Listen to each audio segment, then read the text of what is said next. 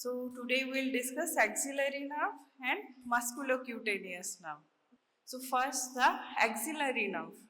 So axillary nerve, see this one is axillary nerve arising from the posterior cord of the brachial plexus. Okay. It is also called circumflex nerve as it runs around the surgical neck of the humerus. See this is section of the humerus. So it runs around the surgical aspect of the humerus on the posterior aspect of the surgical neck, and it runs along with this posterior circumflex humeral vessels. Okay, and its root value is C5, C6. It is the beginning of this nerve. It is a branch from the posterior cord of the brachial plexus. Okay. Next, we are going to the course and the relations of the nerve. So, in the axilla, it arises from posterior cord of brachial plexus here and runs posterolateral to the third part of the axillary artery. See, this is artery. So, the nerve is lying posterolateral to the third part of the axillary artery, and the subscapularis muscle, and it passes through the quadrangular space posteriorly. It leaves the axilla through the quadrangular space along with the posterior circumflex humeral vessels. Okay, here along with posterior circumflex humeral vessels. These are the relations. Superior relations is subscapularis capsule of the shoulder joint. Inferior relation is teres major. Laterally lies the surgical neck of humerus, medially long head of the triceps, and it terminates in the quadrangular space. The axillary nerve divides into anterior and posterior branches here. In this region, it is dividing into two branches. This is anterior branch, and here is the posterior branch of the axillary nerve. Okay. And it gives branch to the shoulder joint, gives branch while passing through the quadrangular space. And this anterior branch, this one is anterior branch lying along with posterior circumflex humeral vessels. Axillary nerve accompanies the posterior circumflex humeral vessels and wind around the surgical neck of the humerus, and it supplies these muscles. Deltoid, see this whole muscle is the deltoid muscles, and skin over the anteroinferior part of the deltoid. Okay, so these are the supplying area. Next, other branch is posterior branch. Okay, posterior branch winds around the posterior border of the deltoid. Here, this is posterior border of deltoid. This is teres minor. So this branch is winding around the posterior border of the deltoid and supplies the teres minor muscle. This is nerve to teres minor, and in this nerve there is a pseudoganglion. The branch supplying the teres minor has a pseudoganglion. Okay. Location of pseudoganglions are important in your viva. Okay. In the wrist there is another pseudoganglion. Here nerve to teres minor has a pseudoganglion.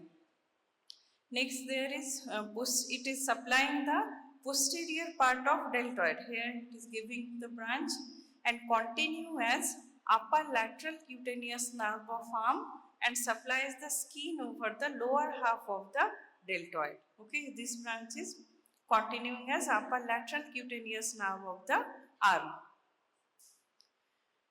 So this is enlarged view arising from posterior cord, anterior branch lying on the posterior aspect of the surgical neck of humerus along with posterior circumflex humeral vessels, and posterior division. It is supplying teres minor, posterior part of deltoid, and continues as upper lateral cutaneous nerve of arm. Okay, so this is the course. Next, we are going to clinical aspect. What happens during damage of this nerve? It cause of damage is generally fracture of the neck of the humerus, dislocation of the shoulder joint, or during intramuscular injection in the upper part of the deltoid, over lower half of the deltoid muscle. Okay, so this is the causes for damage to the axillary nerve.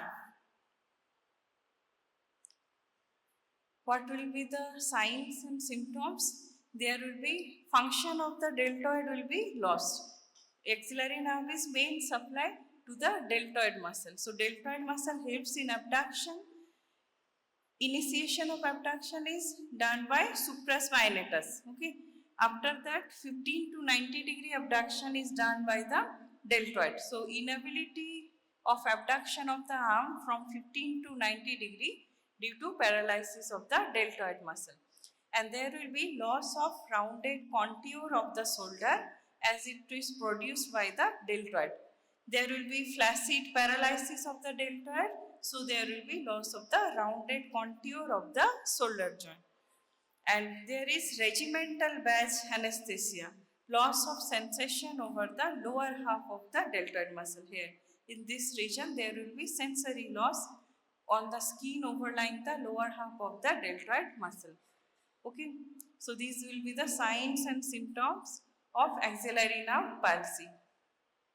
See, damage to the axillary nerve leads to paralysis of deltoid, which leads to inability of abduction of arm from 15 to 90 degree, and there will be loss of contour. This is normal side, there is a normal rounded contour, but in paralysis of deltoid, there is loss of rounded contour of shoulder and prominent greater tubercle of the humerus.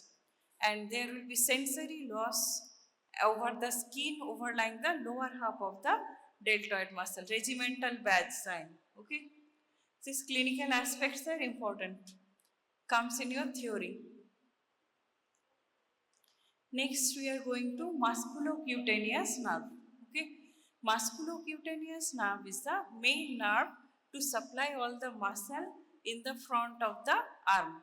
These are the muscles showing in front of the arm. Here is coracobrachialis. This is biceps brachii have been cut. These are the two heads, long head and short head, and this is the termination, tendon of the biceps brachii. Okay, over the radial tuberosity, and this is bicipital tendon. And deep to the biceps brachii, here is the brachialis muscle, and you can see the musculocutaneous nerve is piercing through the coracobrachialis muscle, and then it will lie in between the plane between the biceps brachii and the brachialis, and then continues downward as the lateral cutaneous nerve of the forearm. Okay, so musculocutaneous nerve is main nerve to supply all the muscles in front of the arm. And how it begins? It is a branch of lateral cord of brachial plexus, and this is root value is C5 and C6, and termination it continues as lateral cutaneous nerve of forearm about 2 centimeter above the elbow joint. Okay, so this is the termination. Next we are going to the course. It arises from lateral cord of brachial plexus in the lower part of the axilla. Here it is arising and pierces the coracobrachialis muscle. This is the identification point for musculocutaneous. Okay, it pierces the coracobrachialis and runs downward and laterally between the biceps brachii and brachialis muscle. Here in this region lies between biceps brachii and brachialis, and emerges on the lateral side of tendon of the biceps brachii here, and continues as lateral cutaneous nerve of the forearm. Okay. Next is muscular branches and its distribution. Muscular branches in the arm is given to these three muscles: coracobrachialis, biceps brachii, and brachialis. Brachialis large medial part is supplied by the musculocutaneous nerve.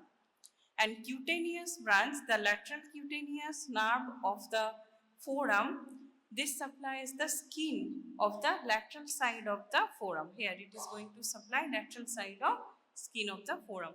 And articular branches are given for the shoulder joint and elbow joint.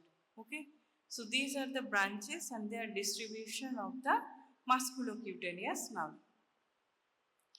So what will occur in damage to the musculocutaneous nerve.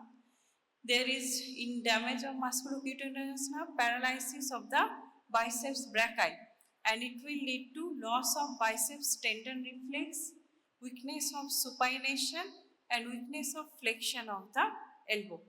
And there is also paralysis of part of the brachialis. Large part of the brachialis is supplied by musculocutaneous nerve. So this will also lead to weakness of the flexion of the elbow. And there is loss of cutaneous sensation along the lateral aspect of the forearm, which is supplied by the lateral cutaneous nerve of the forearm. So this will be the signs and symptoms of lateral cutaneous musculocutaneous nerve paralysis. Okay. See, this is the biceps tendon reflex have been shown. These are the loop. This is sensory neuron coming from the biceps tendon, anastomosing in the spinal cord with the association neuron, and this is motor neuron. Okay, coming from the C5, C6 segments of the spinal cord. And when you tap the biceps tendon, there will be sudden flexion of the elbow joint. So musculocutaneous nerve, beginning and termination, it is a branch of lateral cord of brachial plexus. Root fallow is C5 and C6 and continues as the lateral cutaneous nerve of forearm. Course, it arises in the lower part of the axilla, lateral to the axillary artery, and pierces the coracobrachialis muscle, runs deep to the biceps brachii, superficial to the coracobrachialis and brachialis, and these are the branches. Muscular branch for these three muscles of the arm: coracobrachialis, biceps brachii, and brachialis, and cutaneous branches is lateral cutaneous nerve of the forearm. An articular branch is given to shoulder joint and elbow joint. Okay, so these are the branches. So this chart you remember for musculocutaneous nerve. Clinical aspects are important. Explain by question. Okay, signs and symptoms of paralysis of axillary nerve palsy is very frequently given, and in this musculocutaneous nerve is also counts. Okay, so any queries from today's topic?